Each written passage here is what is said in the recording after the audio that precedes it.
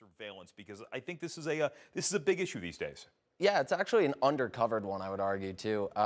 The Snowden revelations in 2013 are really what got me into it.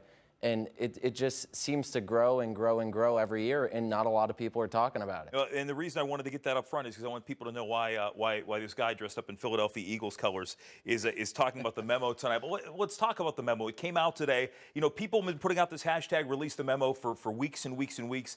The memo is out. What was your takeaway from looking at it today?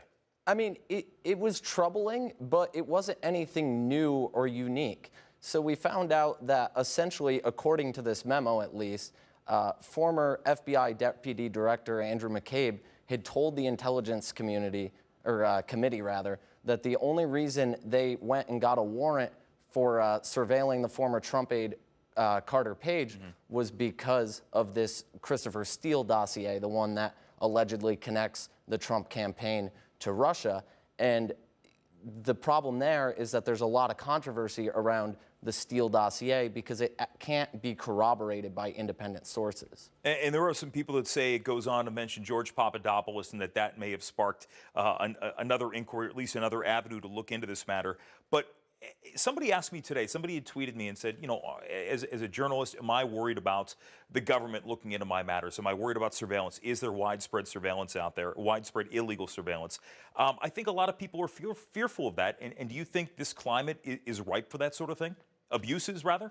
I would say so. I mean, the data proves that the FISA court, which is in charge of the warrants for surveilling, is actually really bad at ever holding the intelligence community accountable.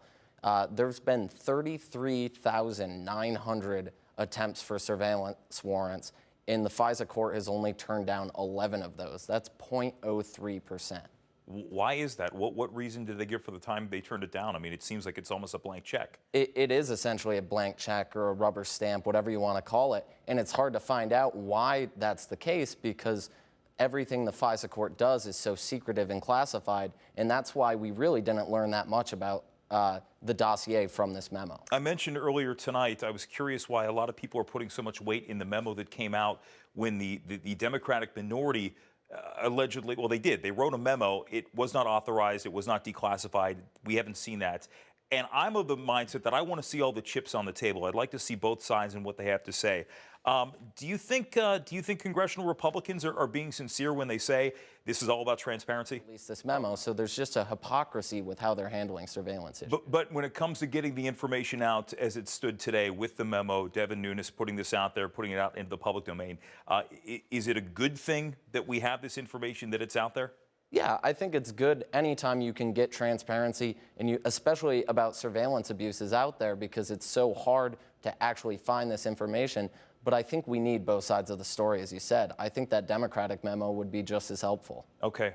Before we go, I mentioned off the top, we're looking at the shirt, we're looking at the teal. Look, you know, around here in D.C., people aren't too happy to see the teal and black, but we have a big game on Sunday.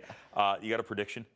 I'm taking my Birds. I'm going 21-14. It's going to be a close game. That's bold. All right.